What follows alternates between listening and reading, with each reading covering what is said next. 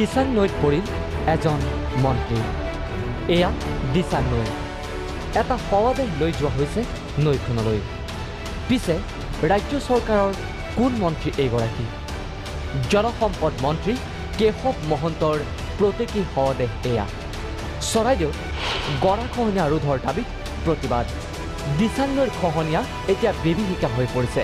নিৰ্বিকাৰ জলসম্পদ বিভাগ, ক্ষোভ নৈ পৰিয়াৰ। অতিষ্ঠ জনতাই দিচাং নৈত মন্ত্ৰী কেশৱ মহন্তৰ পুত্তৰিকা উটুৱাই এইদৰে ক্ষোভ প্ৰকাশ কৰিলে।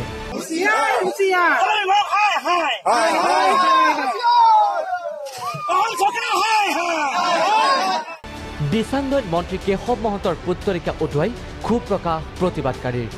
গৰাখহনীয়াস্থলীতে টাই আহোম যুৱ পৰিষদ, সন্মিলিত নাগৰিক মঞ্চই বিধায়ক যোগেন মোহনকো তীব্ৰ সমালোচনা কৰি মাহমৰা সমষ্টিৰ সমস্যা সমাধানৰ দাবী উত্থাপন কৰে।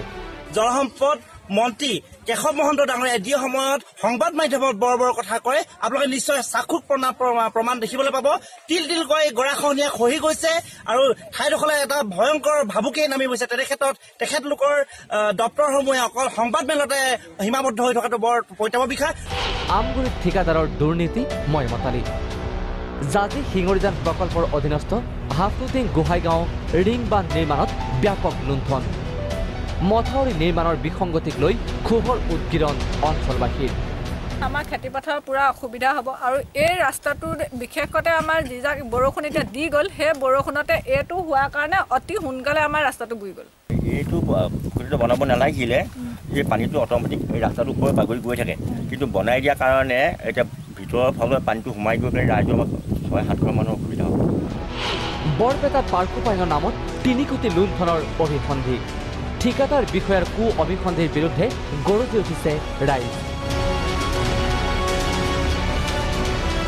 তাৰোপৰি বাঘবৰ সমষ্টিৰ প্ৰতিটো ৰাজহ কামত বিধায়ক চেয়াৰমেন আলীৰ কমিছন ৰাজৰ অভিযোগ তুলি তদন্ত বিচাৰিছে ৰাইজে।